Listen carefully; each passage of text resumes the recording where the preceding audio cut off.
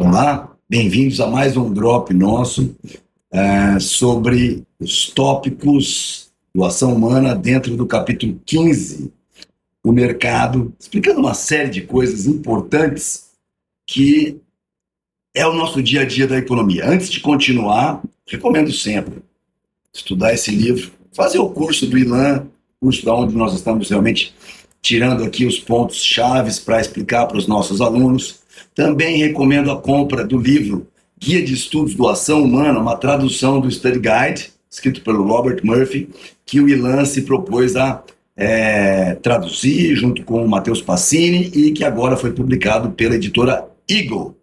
Dentro da nossa bio tem lá o link para vocês adquirirem esse guia de estudos, que é muito bom para fazer entender, inclusive é o nosso livro texto, né, nosso livro base do nosso curso.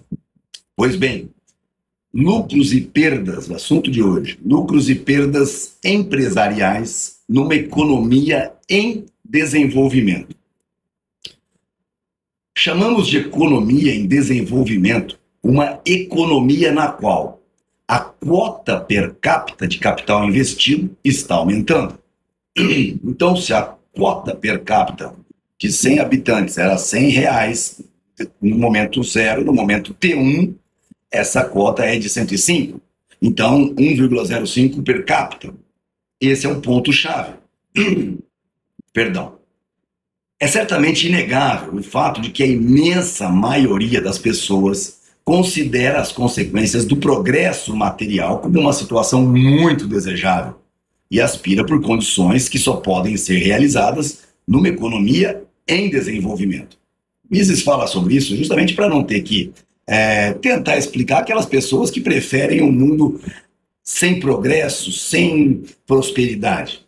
Bom, na economia em desenvolvimento, continua Mises, a gama de atividades empresariais compreendem a determinação da utilização que deve ser dada aos bens de capitais adicionais acumulados por novas poupanças, ou seja, numa economia de desenvolvimento, os bens de capitais estão se acumulando, estão sendo poupados e compreende, nesta economia em desenvolvimento, dar uma destinação a essa poupança.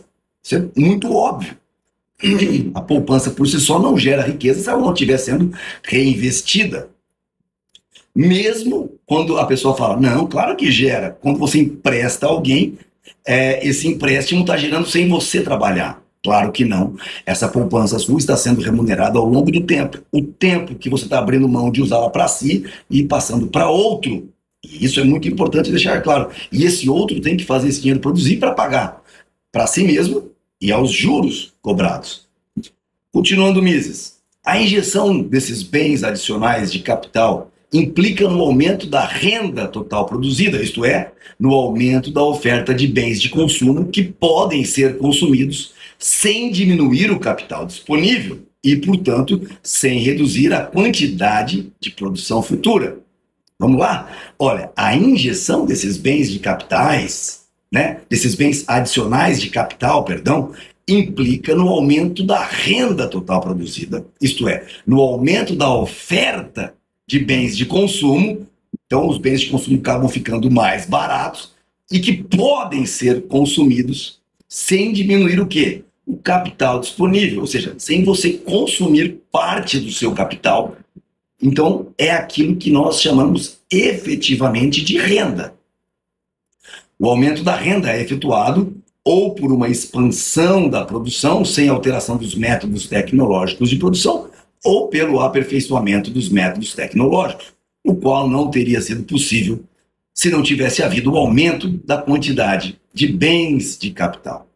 Antes de qualquer coisa, Mises continua, devemos compreender que lucros empresariais não são um fenômeno permanente, e sim um fenômeno transitório. Por quê? Porque a economia, os lucros empresariais, ele depende de que o empresário veja novas oportunidades no futuro. Senão, ele tende a uma economia estacionária. Óbvio, ele nunca chega, porque as pessoas mudam seus gostos, mudam a sua quantidade de dinheiro disponível para a compra de uma coisa ou outra. Óbvio que não tende, mas óbvio que tende, mas ele nunca chega a uma economia estacionária. Então, isso é um ponto de extrema importância. Mises também continua discorrendo e chega num ponto que ele explica o seguinte, que o que ocorre em curto prazo, né, são precisamente os primeiros estágios de uma cadeia de transformação sucessivas que tende a produzir os efeitos de longo prazo, quando nós falamos que, ao lidar com os problemas na mudança dos dados do mercado, devemos nos precaver com a falácia popular de distinguir, como se fossem coisas diferentes, efeitos de curto prazo e de longo prazo. Não existe tal coisa. O que ocorre no curto prazo são precisamente os primeiros estágios de uma cadeia de transformação sucessiva que tende a produzir os efeitos de longo prazo.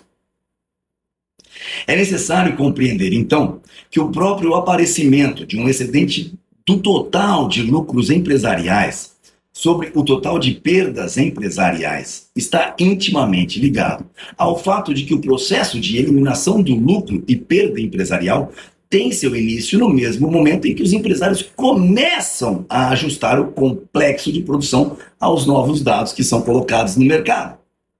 Se a riqueza e a renda dos demais estratos sociais permanecessem inalteradas, aqui vem uma crítica de Mises quando diz que os trabalhadores não saem ganhando quando há uma economia em desenvolvimento, a menos que haja uma série de considerações que o Estado os proteja. E isso não é verdade.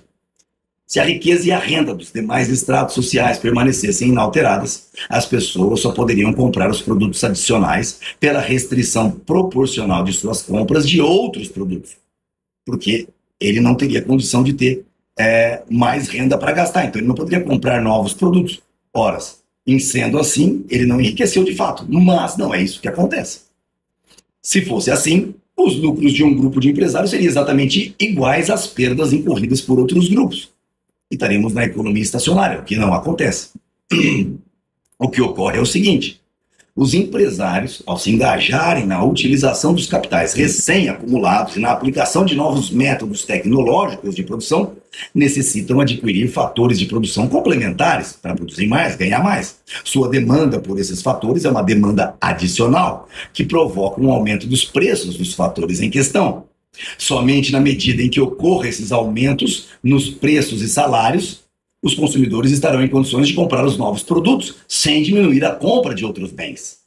Somente nessa medida que pode surgir um excedente do total de lucros empresariais, sobre o total de perdas empresariais. E aqui Mises deixa exatamente claro o ponto, que demonstra que, numa economia em desenvolvimento, quem sai ganhando, no final das contas, de fato, é os donos do capital e os trabalhadores. Sem o aumento de renda, renda efetiva, não nominal, renda efetiva, poder de compra dos trabalhadores, não há uma economia em desenvolvimento. O veículo do progresso econômico é a acumulação de capitais adicionais por meio da poupança e do aperfeiçoamento dos métodos tecnológicos de produção, cuja ocorrência está quase sempre condicionada pela existência dessa prévia acumulação de capital.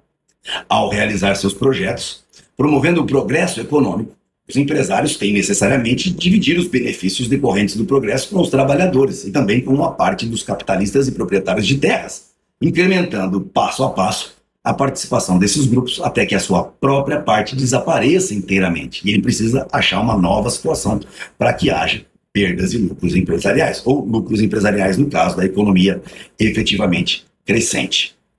O lucro não é função nem depende da quantidade de capital empregado pelo empresário.